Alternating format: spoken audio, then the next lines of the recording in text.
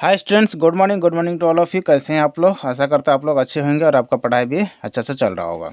जैसे कि आपको पता है, हम लोग मैथ सेशन कर रहे हैं और मैथ सेशन में हम लोगों ने बरपेटा का पहला डिस्ट्रिक्ट जो बरपेटा था उसका पार्ट 1 हम लोगों ने देख चुके थे और ये आज का जो ये वीडियोज़ है उसमें आपको पार्ट 2 देखने को मिलेगा, है ना।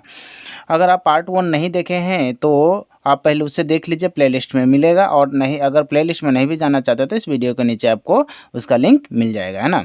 अगर आप उन्हें वो पहले देख लीजिए, 1 से लेकर 20 तक मैंने उस क्वेश्चंस को ऑलरेडी अपलोड कर चुका हूँ। अगर आप वो नहीं देखें तो पहले उसे देख लीजिए, फिर इसे आप देखिएगा तो ज़्यादा आपको समझ में आएगा, है ना। और इससे पहले एक बार बता दूं कि बहुत सारे डिस्ट्रिक्ट जैसे कामरूप डिस्ट्रिक्ट हो गया, नौगांव डिस्ट्रिक्ट हो गया, ग्वालपारा डिस्ट्रिक्ट हो गया, ये सारा का क्वेश्चन मैं ऑलरेडी अपलोड कर चुका हूँ। अगर वो भी नहीं देखे हैं तो सारे का लिंक जो है इस वीडियो के नीचे में भी है और प्ले लिस्ट में भी आप देख सकते हैं, ठीक है। तो चलिए ज़्यादा टाइम ना लेते हुए हम लोग देखेंगे। आज पार्ट 2 रहेगा बरपेटा का, जो ऑलरेडी एक वीडियो अपलोड है, ठीक है। और इंग्लिश का भी आपका इंग्लिश ग्रामर सेशन का जो है मैं ऑलरेडी अपलोड कर चुका हूँ। तो चलिए देखते हैं आज क्वेश्चन नंबर 2। इसमें अलग दिया, देखिए 1 से लेकर 20 तक में, 1 से लेकर 20 तक दिया हुआ है आपका। किस में था? इस टाइप में था, 1 2 3, 1 से 20 तक मैं अपलोड कर चुका हूँ। अभी आज होगा क्या? क्वेश्चन नंबर 2, ठीक है। तो ये आप 21 इसे समझ सकते हैं, क्वेश्चन नंबर 21 है ये। अब क्योंकि 20 तक हो गया तो ये 21 ये क्वेश्चन नंबर होगा। क्वेश्चन है, what will be the value of -1 का power n for any odd integer n। तो बोल रहा है कि अगर -1 का वैल्यू अगर n है तो ऑड, अगर n का वैल्यू अगर ऑड रहा तो n क्या आएगा, n का वैल्यू क्या होना चाहिए अगर ऑड इंटीजर है तो एन का वैल्यू क्या हो सकता है। तो देखिए कुछ है नहीं, अगर आप यहाँ पर दो चीज़ होता है, दो पॉसिबिलिटी होता है, ठीक है। अगर आप एन का वैल्यू अगर ऑड रखेंगे, अगर एन का वैल्यू ऑड रखेंगे तो क्या होगा? -1 होगा। अगर एन का वैल्यू इवन रखते हैं, तो ये क्या होगा? 1 का वैल्यू 1 ही हो जाएगा। मतलब अगर ये ऑड में रहेगा तो नेगेटिव में वैल्यू आएगा और इवन में रहेगा तो वैल्यू किस में आएगा? पॉजिटिव में आएगा। इस चीज़ को आप ध्यान में रखिएगा। तो यही इसका आंसर होगा। तो इसका आंसर क्या हो जाएगा? हमें ऑड वाला दिया था तो ऑड वाला का आंसर हो जाएगा -1 हो जाएगा। चलिए क्वेश्चन नंबर हम लोग 2 देखेंगे, है ना। तो नेक्स्ट क्वेश्चन दिया हुआ, express 7429 as a product of its prime factor. तो इससे हमारा क्या निकालना है? प्राइम फैक्टर निकालना है। क्वेश्चन नंबर 3 में देखिए क्या निकालना है? 7429 का निकालना है प्राइम फैक्टर। अब इसका प्राइम फैक्टर क्या होगा? 7429 का अगर हम इसे प्राइम फैक्टराइज करेंगे तो कितना से जाएगा? तो देख लेते हैं, हम एक एक करके देखते हैं। देखिए 7429 को अगर आप 17 से, अगर ये देखते हैं 17 से डिवाइड करेंगे तो कितना आ जाएगा? तो देखिए 17 से, क्योंकि देखिए 1 से 2 से जाएगा नहीं, डायरेक्ट 17 से ही अब जाएगा, ठीक है। तो ये चीज़ कुछ आप ध्यान रखिएगा। तो ये कितना बार में चला जाएगा आपका? 17 17 4 जा और इधर से आ जाएगा तो ये हो जाएगा 17 3 जा, अगन 17 7 जा। अब ये जो पार्ट आया वो कितना में से जाएगा? वो 19 से जाएगा। अब ये 19 से करने पर ये कितना टाइम से जाएगा? ये डायरेक्ट जाता है 23 टाइम। तो ये आपका ये जो है प्राइम फैक्टर ऐसे याद रहना चाहिए। कुछ कुछ जो होता है जो आपको याद होना बहुत ज़रूरी है, जो आपको डायरेक्ट नंबर देता है, इतना आप सोच नहीं पाइएगा। तो 17 इंटू 19 इंटू 23, यही इसका क्या होगा? प्राइम फैक्टर हो जाएगा, ठीक है। चलिए देखते हैं नेक्स्ट क्वेश्चन नंबर 4 हो जाएगा। नेक्स्ट क्वेश्चन है आपका, व्हाट इज लीनियर पोलिनोमियल। तो लीनियर पोलिनोमियल क्या होता है? देखिए ऐसे 2-3 पोलिनोमियल होता है, आपको 2-3 से ये नंबर याद होना चाहिए। तो 2-3 एक होता है लीनियर पोलिनोमियल, एक होता है क्वाड्रेटिक पोलिनोमियल, एक होता है क्यूबिक पोलिनोमियल। तो 3 पोलिनोमियल होता है। क्वेश्चन नंबर 4 में देखिए कितना पोलिनोमियल होता है? 3 होता है। पहला होता है लीनियर, दूसरा होता है क्वाड्रेटिक और तीसरा होता है आपको क्यूबिक। तो पहला है लीनियर पोलिनोमियल। तो देखिए लीनियर पोलिनोमियल का मतलब हो जाएगा आपका लीनियर पोलिनोमियल। लीनियर पोलिनोमियल का मतलब होता है जिसका पावर, जिसका डिग्री 1 हो, मतलब जिसका डिग्री, किसी का भी जो अगर पावर है, डिग्री है, मतलब मान लीजिए किसी का पावर डिग्री कितना चाहिए? 1 होना चाहिए, तो इसको बोलता है लीनियर। अगर किसी का पावर 2 हो जाए, इसे हो जाएगा क्वाड्रेटिक। ये अगर किसी का पावर 3 है तो ये हो जाता है क्यूबिक पोलिनोमियल। तो 3 होता है, एक होता है लीनियर, दूसरा होता है क्या क्वाड्रेटिक, तीसरा होता है क्यूबिक पोलिनोमियल। तो यहाँ हमसे पूछा है लीनियर पोलिनोमियल, ठीक है। तो लीनियर पोलिनोमियल, इसका एक डेफिनेशन आप दे सकते हैं, यहाँ पे मैं लिख देता हूँ, ठीक है। तो लिख सकते हैं a linear polynomial, is the same thing linear polynomial same thing as a degree 1, ये 1 है, ठीक है, डिग्री 1 पॉलिनोमियल, ठीक है। अब इसका एग्जाम्पल देख सकते हैं, एग्जाम्पल में क्या आ जाएगा 2x प्लस में 2, इसका x का पावर कितना है 1 है, तो यानी ये पॉलिनोमियल है, ठीक है। ये जो एग्जाम्पल हो जाएगा ये क्या हो जाएगा पॉलिनोमियल का एग्जाम्पल है, क्लियर है। तो ये आपको क्वेश्चन नंबर 4 आपका आंसर हो जाएगा, यहाँ से लेकर यहाँ तक आप दे सकते हैं। चलिए नेक्स्ट देखते हैं question number 5। Next question number 5 क्या दिया हुआ है, चलिए देते हैं। State division algorithm of polynomials, algorithm पूछ रहा है, तो आप एलोग्रिथम क्या होता है ये भी आपको समझ में आना चाहिए। तो पोलिनोमियल इसे आपको इस तरह पता है, उसी तरह इसमें क्या निकालना है एलोग्रिथम। तो पोलिनोमियल को एलोग्रिथम को जो निकालता है वो आपको आना चाहिए। तो देखिए क्वेश्चन नंबर 5 है ना, मैं लिख सकता हूँ the polynomial division, the polynomial division algorithm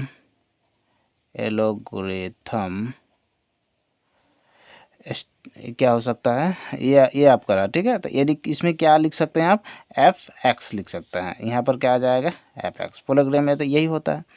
और इसमें क्या होता है एंड नंबर ऑफ जीरो क्या आ जाएगा, जीरो फंक्शन में आ जाएगा एंड gx आ जाएगा, और यूनिट फंक्शन में क्या आ जाएगा qx आ जाएगा, एंड रिमाइंडर क्या आ जाएगा, रिमाइंडर जो हो क्या आ जाएगा rx आ जाएगा। तो ये सब आपका ये दिया जाएगा, ठीक है। अब इसी को अगर आपको आगे निकालना है तो यहाँ में क्या निकाल सकते हैं हम लोग फंक्शनल में, तो यहाँ पर हम लिख सकते हैं एफ एक्स का वैल्यू आ जाएगा आपका gx प्लस में qx प्लस में rx, यही हो जाता है आपका क्या निकालने दिया एलोग्रिथम पोलिनोमियल। तो यही आपका एलोग्रिथम पोलिनोमियल है, ठीक है। ये आप डायरेक्ट ये भी लिख देते हैं तो आपका आंसर हो जाएगा। यहाँ तक क्लियर है। चलिए नेक्स्ट देखते हैं हम लोग क्वेश्चन नंबर 6। नेक्स्ट क्वेश्चन है हमारे पास find the zero of polynomials t² minus 15, मतलब क्वेश्चन है आपका t² माइनस में 15, ये हमारे पास क्वेश्चन है और इसका हमें क्या निकालना है जीरोस निकालना है, ठीक है। तो जीरोस निकालने के लिए अब हम देखिए पहले क्या कर सकते हैं, इसको स्क्वायर कर लिया और ये √15 का ए स्क्वायर कर सकते हैं कि नहीं कर सकते हैं, क्योंकि √15 का स्क्वायर करेंगे तो अगेन 15 मिलेगा हमें, और क्या आ जाएगा a² माइनस b²। तो a² माइनस b² का फॉर्मूला क्या हो जाता है a प्लस b, और एक हो जाएगा a माइनस b। अब यहाँ पर 4 जीरो कर लेते हैं, 4 जीरोस, ठीक है, 4 जीरो कर लिए। अब 4 जीरोस करने पर क्या हो जाएगा, एक हो जाएगा इधर और अगेन हो जाएगा और, ठीक है। तो इधर में क्या लिख सकते हैं t plus √15 equal to 0 again. उसके बाद तो यहाँ पर t का वैल्यू क्या आ जाएगा माइनस में √15, और में क्या लिख सकते हैं t माइनस √15 इक्वल टू 0। तो t इक्वल टू क्या आ जाएगा √15। तो क्या आ जाएगा द 2 जीरोस, तो यहाँ पर क्या आ जाता है जीरो, फाइंड द जीरोस।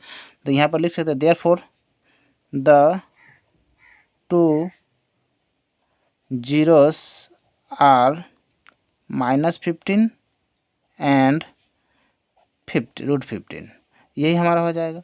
और ये क्वेश्चन नंबर कितना आ जाएगा आपका 6। तो यहाँ तक आपको समझ में आ गया, अगर नहीं आया तो एक बार और अच्छा से देख लीजिए। चलिए नेक्स्ट देखते हैं हम लोग क्वेश्चन नंबर 7। तो क्वेश्चन नंबर 7 में क्या दिया हुआ है ना, तो क्वेश्चन नंबर 7 देखते हैं। क्वेश्चन नंबर 7 में दिया हुआ है what is the shape of graph of a quadratic polynomial. तो क्वाड्रेटिक पोलिनोमियल का ग्राफ हमें चाहिए, है ना। क्वेश्चन नंबर 7 में देखिए क्वाड्रेटिक पोलिनोमियल का क्या चाहिए, शेप का ये चाहिए, ग्राफ चाहिए। तो क्वाड्रेटिक पोलिनोमियल मतलब एक ऐसा ग्राफ बना रहा हूँ, ठीक है, ऐसा दिया हुआ है और इसको ऐसा करके ग्राफ चाहिए, इस टाइप का एक ग्राफ चाहिए।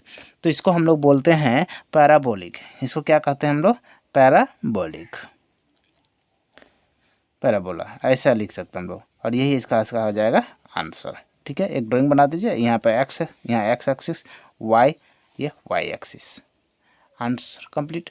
चलिए नेक्स्ट देखते हैं क्वेश्चन नंबर 8 में क्या दिया हुआ है is dependent pair of linear equation always consistent. तो बोलेगा यस, क्या हो जाएगा इसका answer yes a dependent pair of linear equation always consistent। ठीक है, तो ये इसका आंसर हो जाएगा इस तरह। चलिए देखते हैं question number 9। Next question number 9 क्या दिया हुआ है, चलिए देख लेते हैं। बोल रहा है रहीम टेल्स हिज डॉटर, रहीम ने अपने बेटी को बोला, क्या बोला, 7 years ago। तो यहाँ पर सबसे पहले देख लीजिए इसको क्या निकालना है, पहले देख रहा है प्रेजेंट एज, इसको दोनों को हमें सिचुएट करना है, प्रेजेंट एज में सिचुएशन में लेकर आना है। ठीक है, तो हम लोग ले सकते हैं रहीम का प्रेजेंट एज। ठीक है, तो यहाँ पर क्वेश्चन नंबर 9 है, थोड़ा सा लंबा जाएगा आई थिंक। यहाँ पर क्वेश्चन नंबर कितना है, ये 9 है। ठीक है, ये क्वेश्चन नंबर 9 है। और क्वेश्चन नंबर 9 में क्या दिया हुआ है, रहीम्स प्रेजेंट। हम यहाँ पर लिख देते हैं Rahim's present age equal to x years. कितना दिया, x ईयर्स। और उसका डॉटर है, तो यहाँ पर लिख सकते हैं हम DAUGHTR, daughter present age equal to y years. Clear है यहाँ तक। अभी हमें क्या बोला है कि 7, यहाँ 2 कंडीशन दिया था। अकॉर्डिंग टू हम फर्स्ट कंडीशन लिख सकते हैं, अकॉर्डिंग टू फर्स्ट कंडीशन,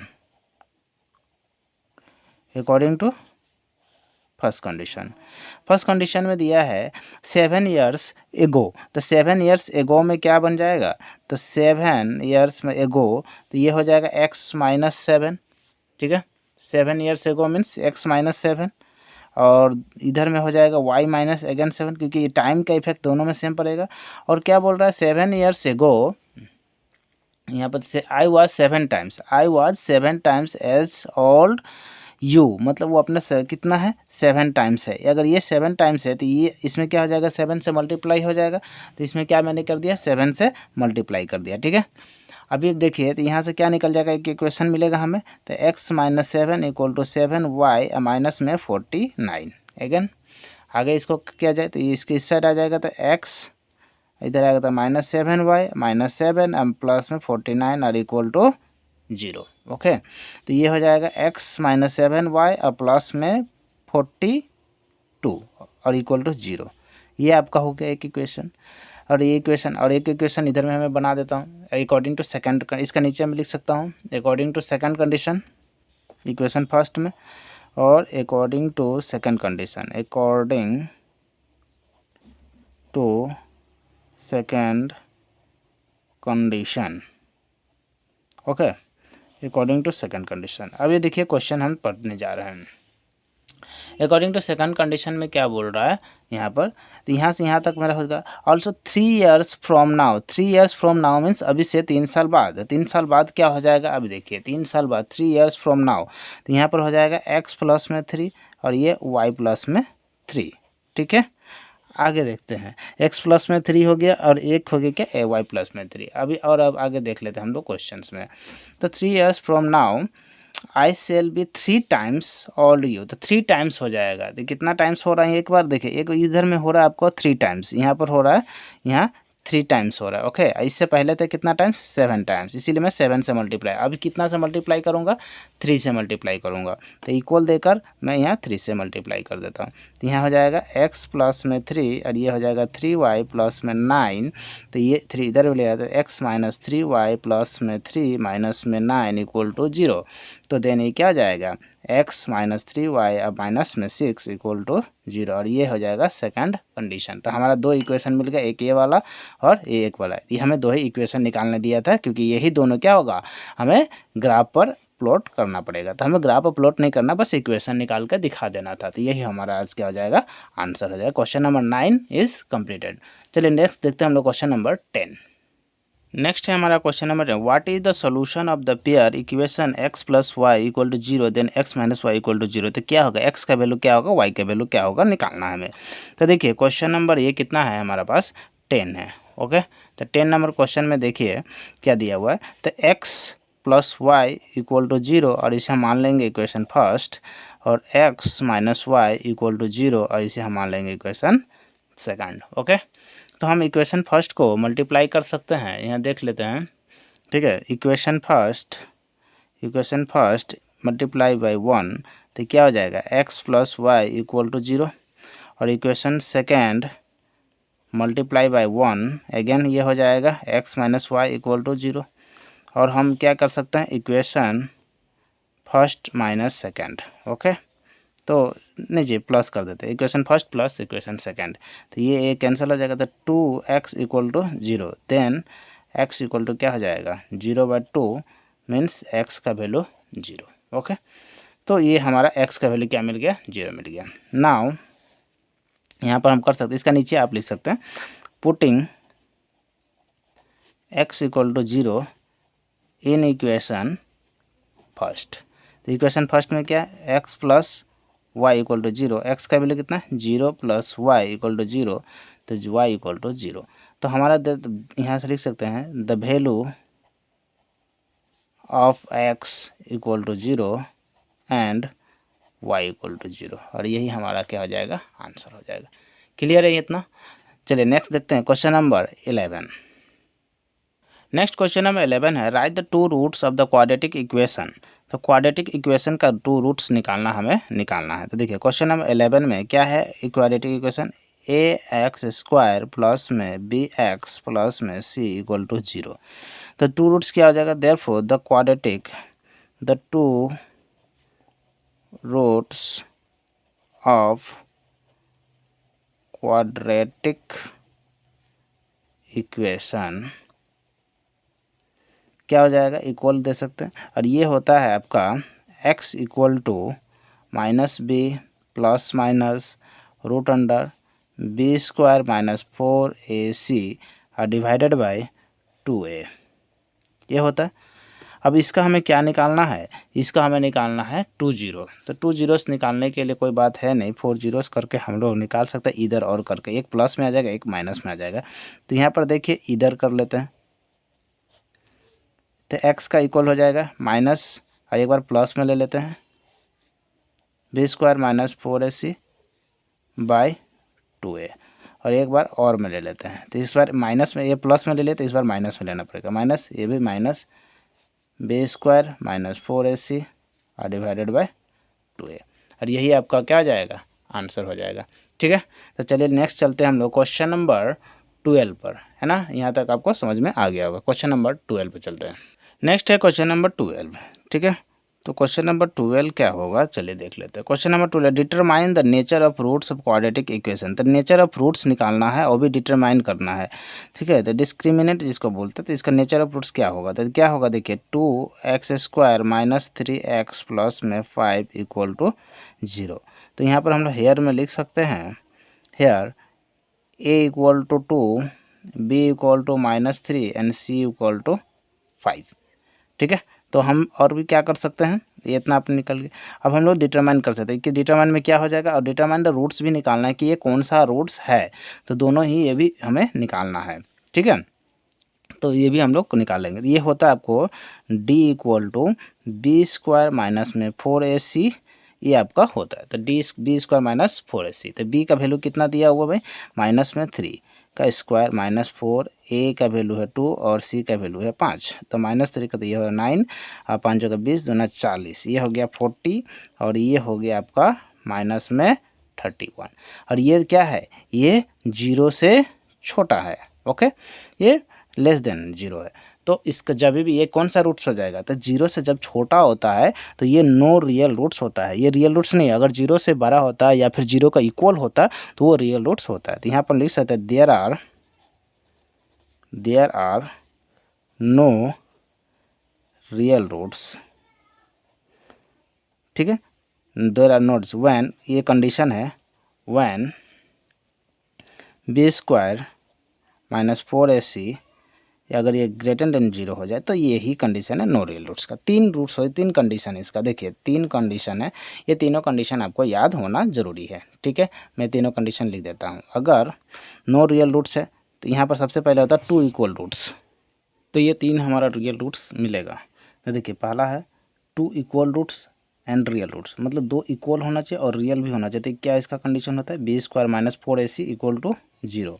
एक होता है not equal but real, equal नहीं होगा बट रियल होगा, वो होता है उसका condition B square minus 4ac greater than 0, 0 से वो बड़ा होगा। और तीसरा होता है नो रियल रूट्स, वो हमेशा 0 से छोटा होता है। तो ये माइनस वाला कंडीशन है, नो रियल रूट्स। तो ये वाला हमारा वही है। देखिए ये क्या हुआ, माइनस में आ गया यानी 0 से छोटा आ गया, तो हमारा नो रियल रूट्स में आ गया। ये तीनों ही कंडीशन आपको याद होना चाहिए। चलिए नेक्स्ट देखते हैं हम लोग क्वेश्चन नंबर 13। नेक्स्ट क्वेश्चन है हमारा क्वेश्चन नंबर 13। चलिए देखते हैं नेक्स्ट क्वेश्चन नंबर 13 में दिया find the sum of first N natural number.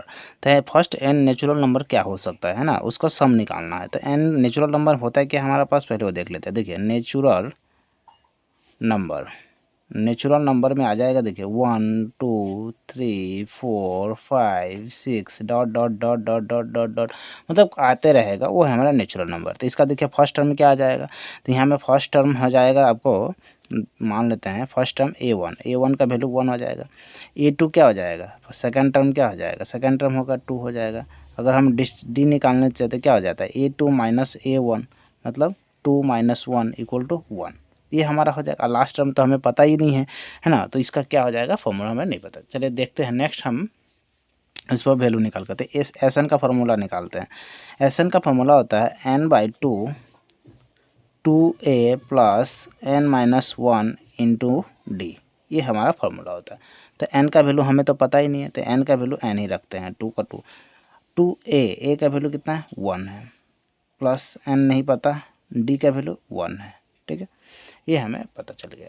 आगे देखते हैं, आगे में क्या है, n/2 2 into 1 2a plus n minus 1, ये रह जाएगा, है ना। आगे में देखते हैं 2 में से 1 चला जाएगा तो कितना बचेगा, 1 बचेगा, ये हो जाएगा n प्लस में 1, और ये अगर हम इसको टोटल मिला दे तो ये हमारा बन जाएगा n into n plus 1 divided by 2, और यही हमारा हो जाएगा एस एन। क्लियर है, और यही हमारा क्या हो जाएगा आंसर। यहाँ तक आपको समझ में आ गया होगा। चलिए देखते हैं next question number 14। Question number 14 देखते हैं ना। तो क्वेश्चन नंबर 14 क्या दिया हुआ है, the distance between the points 2 3 and 2। तो ये हमारा दिया हुआ है, ए का वैल्यू कितना दिया हुआ है 2 एंड 3, एंड बी का वैल्यू हमें दिया हुआ है 4 1। तो हेयर x1 का वैल्यू है 2 एंड y1 का वैल्यू है 3। यहाँ पर दे सकते हैं x2 का वैल्यू है 4 एंड y2 का वैल्यू है 1, राइट। अभी हमें निकालना है डिस्टेंस फार्मूला। तो distance formula means A B का वैल्यू क्या हो जाएगा, तो ये फार्मूला होता है x2 माइनस x1 का whole square plus y2 minus y1 का होल स्क्वायर, ये होता है फार्मूला। यहाँ पर हम लोग पुट करेंगे x2 का मीन्स 4 माइनस 2 का होल स्क्वायर, y2 3 माइनस 1 का होल स्क्वायर। क्लियर है, तो 4 माइनस 2 मीन्स 2 का स्क्वायर, इधर में 2 का स्क्वायर। क्लियर, आगे देखते हैं 2 स्क्वायर मीन्स 4 और इधर 4, तो कितना आ जाएगा √8, और √8 का मतलब कितना आ सकता है, देखिए 2 इंटू 2 इंटू 2, राइट। तो 2 इसमें से 2 बाहर आ जाएगा, तो क्या आ जाएगा 2√2, और लास्ट में हम लोग लगा देंगे यूनिट। तो ये हमारा हो जाएगा आपका क्वेश्चन नंबर 14 का आंसर। ओके, चलिए नेक्स्ट देखते हैं क्वेश्चन नंबर 15। क्वेश्चन नंबर 15 में क्या दिया हुआ है, चलिए देखते हैं। क्वेश्चन नंबर 15 में express the value of 10a in the term of sine A. तो 10a का वैल्यू निकालना, वो भी साइन ए के टर्म में। तो देखिए 10a का वैल्यू क्या होता है, 10a इक्वल टू होता है क्या है, वो हमें फाइंड आउट करना, वो भी साइन ए के टर्म में निकालना है। किसके टर्म में निकालना, साइन ए। तो 10a दिया हुआ है, तो 10a का हम फॉर्मूला लगाए तो ये हो जाता है sine A divided by cos A, ये होता है। और अगर हम यहाँ पर साइन ए का वैल्यू को देखें तो यहाँ पर हम लिख सकते हैं साइन स्क्वायर ए प्लस में cos square A equal to 1। Sine को इधर भेज दे, ये हो जाएगा cos square A equal to 1 minus sine square A. तो cos equal to √1 minus sine square A हो जाएगा, मतलब कोस की जगह पर हमें पुट कर सकते हैं। तो इस कोस इक्वल टू क्या लिख सकते हैं हम लोग, साइन ए बाय √1 माइनस साइन स्क्वायर ए, और यही हमारा क्या हो जाएगा 10 से साइन में लाने का यही है एक तरीका है, और ये इसका क्या हो जाएगा आंसर। ठीक है। तो चलिए हम लोग देखते हैं next question number 16। Next question number 16 में देखते हैं क्या देखें। क्वेश्चन में सीधे write any one condition up to two triangles to be similar. के कोई एक कितना ले रहे हैं, एनी वन कंडीशन, कोई एक कंडीशन बताओ कि दो ट्रायंगल कब सिमिलर हो सकता है, ये हमें बताना है। तो यहाँ पर लिख सकते हैं when two pair of corresponding angle are equal. जब दो ट्रायंगल रहेगा, सपोज मान लीजिए एक एंगल ए है और एक एंगल ए है, इसका मान लेते हैं ए, ये है बी, ये है सी, ये है पी, ये है क्यू, ये है आर। ठीक है। तो ये क्या हो जाएगा, तो बोल रहा है अगर ये मान लेते 40 है, तो ये अगर ये 50 है, अगर इधर भी 40 है और ये भी 50 है, तो ये जब दो एंगल सेम हो जाए कोरस्पेंडिंग एंगल, तो क्या हो जाएगा, दोनों ही क्या हो जाएगा, सिमिलर हो जाएगा। क्लियर है, यही इसमें बताना चाहते, यही एक कंडीशन है। चलिए और भी बहुत सारे कंडीशन है, बट हमें एक ही कंडीशन पूछा तो एक ही कंडीशन हम लोग बता रहे हैं। चलिए नेक्स्ट देखते हैं क्वेश्चन नंबर 17। क्वेश्चन नंबर 17 में क्या दिया, how many tangent can a circle है। तो एक टेंजेंट में कितने सर्कल हम लोग ड्रॉ कर सकते हैं, एक टेंजेंट है उसमें कितने सर्कल हम लोग ड्रॉ कर सकते हैं। तो इसमें हम इन्फिनाइट सर्कल ड्रॉ कर सकते हैं। कहीं देखिए जितना भी सर्कल का पॉइंट है, हर सर्कल पे एक टेंजेंट को ला सकता है। ये पॉइंट है, ये पॉइंट है, ये पॉइंट है, जितने भी पॉइंट्स है, जितना एक सर्कल में कितना इन्फिनाइट सर्कल में इन्फिनाइट क्या है, पॉइंट्स है।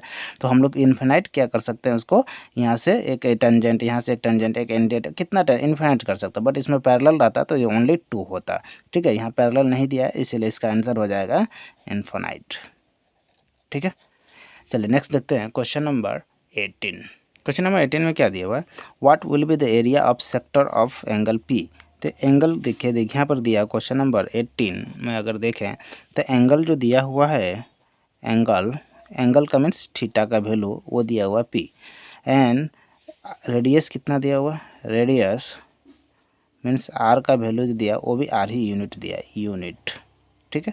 तो हमें क्या निकालना है, find the area of sector. तो एरिया ऑफ सेक्टर होता है क्या है वो हमें देखें। तो एरिया ऑफ सेक्टर का फार्मूला होता है theta by 360 into pi R square. Okay. तो थीटा का वैल्यू कितना है, पी है 360, पाई का तो पाई पहले से है और आर का स्क्वायर, यही हमारा क्या हो जाएगा, आंसर। क्लियर है। चलिए नेक्स्ट देखते हैं question number 19 sorry. Question number 19 में दिया what is the total surface area of solid hemisphere of radius 1 centimetre, ये हमें दिया हुआ है। क्लियर है। तो चलिए देखते हैं रेडियस हमें कितना दिया, क्वेश्चन नंबर 19 राइट। तो क्वेश्चन नंबर 19 में जो है रेडियस मीन्स आर का जो वैल्यू है वह है 1 सेंटीमीटर। ओके। और हमें निकालना क्या है, total surface area of a solid hemisphere। ठीक है। तो ये इसका जो फॉर्मूला होता है वो आपको आ जाएगा क्या, 3 पाई आर स्क्वायर एच। तो ये हो जाएगा आपका 3 पाई आर स्क्वायर एच। क्लियर है। सॉरी एच इसका हाइट नहीं होता, सॉरी एच नहीं होगा, 3 पाई आर स्क्वायर। ठीक है। अगर ये टोटल होता, ये यहाँ पर क्या दिया, हेमिस नहीं होता, तो ये अगर सिर्फ स्फीयर होता तो ये 4 पाई आर स्क्वायर हो जाता। ठीक है। तो यहाँ पर क्या हो गया, 3 है और ये पाई का वैल्यू 22/7, आर का वैल्यू कितना है 1 इंटू में 1 और ये सेंटीमीटर का स्क्वायर हो जाएगा। तो ये कितना आ जाएगा 3 इंटू 6 36/7 सेंटीमीटर स्क्वायर। क्लियर है। और यही इसका हो जाएगा आंसर। तो question number 29 is correct. Next कितना आ जाएगा 20। नेक्स्ट क्वेश्चन नंबर 20 में देखिए हम लोग क्या है ना।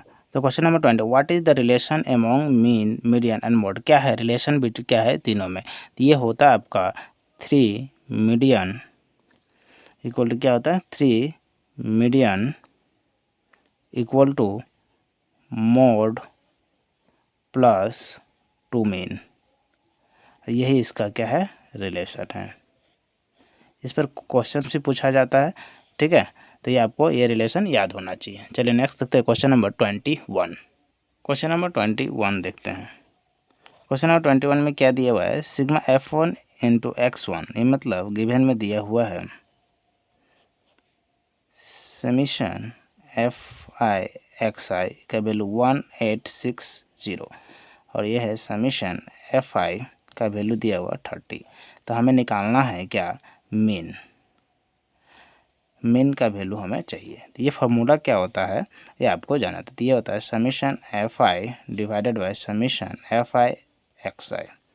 तो Fi का वैल्यू कितना दिया हुआ है, ये है 30 और उल्टा मैंने शायद लिख दिया, ये होगा Fi xi और ये नीचे Fi। तो ये है इसका जो क्वेश्चन होगा, ये हो जाएगा 1860 डिवाइडेड बाय 30। ये पहले होता है Fi xi divided by n by Fi। ये 0 से 0 कट गया, 3 से 6 ये 2। तो ये हो जाएगा मीन इक्वल टू 62 और यही हो जाएगा आंसर। क्लियर है। चलिए नेक्स्ट देखते हैं क्वेश्चन नंबर 22। क्वेश्चन नंबर 22 में क्या दिया हुआ है कि complete statement probability of an event E and probability of the event not E. तो ये देखिए फार्मूला क्या होता है, इसका फार्मूला ही होता है 22 में P E plus P not E equal to 1 होता है। तो यहाँ पर इसका आ जाएगा 1 हो जाएगा बस, और यही इसका क्या हो जाएगा, आंसर हो जाएगा। क्लियर है। चलिए नेक्स्ट देते हैं क्वेश्चन नंबर 23। क्वेश्चन नंबर 23 में देखिए, देखते हैं ये दिया है find the coordinate of the point which divided of the joining of -1 7 and -4 -3 and the ratio 2/3। तो हमारे पास दो पॉइंट है, यहाँ से मान लेते हैं एक पॉइंट दिया ए है और ये बी दिया हुआ है। इसका वैल्यू हमारा पास दिया हुआ है -1 7 और इसका वैल्यू दिया हुआ है 4 -3। और यहाँ पर देखिए ये डिवाइडेड टू पार्ट्स में किया गया, एक है 2 और एक है 3। एक इसे m मान लेते हैं, इसे n मान लेते हैं। तो हमें पूछ रहा है इस पॉइंट P का वैल्यू क्या होगा, x एंड y का वैल्यू हमें पूछ रहा है। ठीक है, तो ये हमसे क्वेश्चन पूछा जा रहा है। तो देखिए इसका जो वैल्यू है यहाँ से हम लोग निकाल सकते हैं। ये जो है x1 का वैल्यू क्या आ जाएगा, -1 और y1 का वैल्यू क्या आ जाएगा 7। यहाँ से x2 का वैल्यू 4 एंड y2 का वैल्यू -3। क्लियर है। अभी हम लोग क्या निकाल सकते हैं, इसका निकालना है pxy का वैल्यू। तो pxy का वैल्यू निकालना, तो ये फार्मूला होता है आपका, ये भी याद रखना पड़ेगा, m x2 plus n x1। ठीक है, और divided by m plus n। ठीक है, ये x का वैल्यू निकलेगा। उसी तरह y का वैल्यू निकालने के लिए m y2 plus n y1 divided by m plus n, ये आपको आना चाहिए। ठीक है, आगे देखिए इस पर हम लोग वैल्यू पुट कर देंगे तो इसका आंसर निकल जाए। देखिए m का वैल्यू कितना है, m का वैल्यू है 2। ठीक है, इनटू में x2 का वैल्यू कितना है, x2 का वैल्यू है 4 प्लस n का वैल्यू कितना है, तो n का वैल्यू है 3 और x1 का वैल्यू कितना दिया, -1। ओके, और डिवाइडेड बाय यहाँ जाएगा 3, m का वैल्यू कितना है 2 प्लस में 3। इसका अगेन निकाल लेते हैं, तो ये हो जाएगा 2 माइनस में 3 प्लस 3 इंटू में 7 और ये हो जाएगा 2 प्लस में 3। ओके, आगे हम लोग करते हैं। आगे करने पर क्या आएगा, 4 इंटू 2 8 हो जाएगा और माइनस में 3 हो जाएगा, 3 into 1 minus minus plus minus हो जाएगा और ये हो जाएगा 5। ये हो जाएगा कितना, 3 इंटू 6 -6 एंड प्लस में 21 और डिवाइडेड बाय 5। क्लियर है।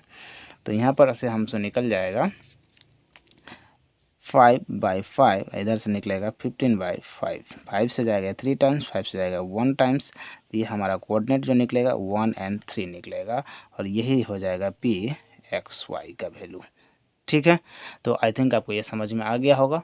और अगर आप नहीं समझ, एक बार मैं पूरा दिखा देता हूँ। ठीक है, पूरा एक साथ देख लीजिए तो ज़्यादा आपको समझ में आएगा। ठीक, क्लियर है। और यहाँ इसका स्क्रीनशॉट ले लीजिए। ठीक है, तो चलिए देखते हैं नेक्स्ट क्वेश्चन नंबर 24 पे। क्वेश्चन नंबर 24 देखिए, question number 24, what will be the measure of each drugs of cube having volume इतना। तो वॉल्यूम कितना दिया हुआ है देख लेते हैं ना। Volume equal to, volume means A cube A cube का वैल्यू है 1728 मीटर क्यूब।